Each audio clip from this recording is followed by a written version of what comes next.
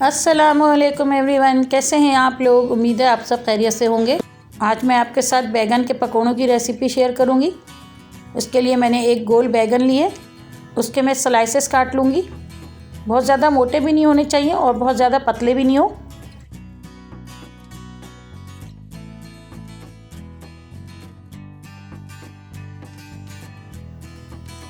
मैंने बैगन के सारे स्लाइसेस काट लिए हैं। एक बाउल में मैंने सादा पानी लिया है, उसके अंदर मैं 1 चमची नमक डालूंगी। अब इस पानी के अंदर मैं ये सारे बैगन डाल दूंगी। नमक के पानी से बैगन हमारे काले नहीं होंगे और ये बिल्कुल इसी तरह वाइट रहेंगे।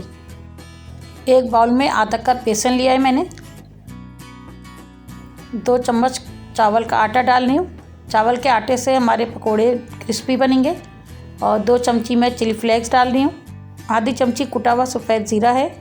1/4 चमची अजवाइन है। 1/4 चमची काली मिर्च पाउडर है। 1/4 चमची हल्दी पाउडर है। आधी चमची नमक है, आप नमक अपने टेस्ट के हिसाब से डालिएगा। और 1 टेबल स्पून कुकिंग ऑयल है। कुकिंग ऑयल डालने से हमारे पकोड़े क्रिस्पी बनेंगे। सब चीज़ों को अच्छी तरह से मिक्स कर लेंगे और इसमें थोड़ा थोड़ा पानी डालकर एक बैटर बना लेंगे। बैटर हमारा बहुत ज़्यादा पतला भी नहीं होना चाहिए और बहुत ज़्यादा गाढ़ा भी नहीं होना चाहिए।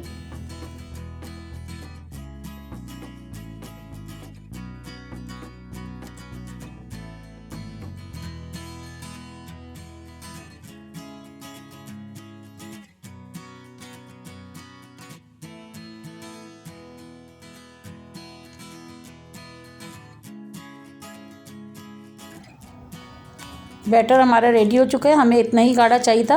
इतने बैटर को घोलने के लिए आधा कप पानी लगाए। बैटर को हम अच्छी तरह से फेंट लेंगे ताकि हमारे पकोड़े अच्छे फूले हुए बने।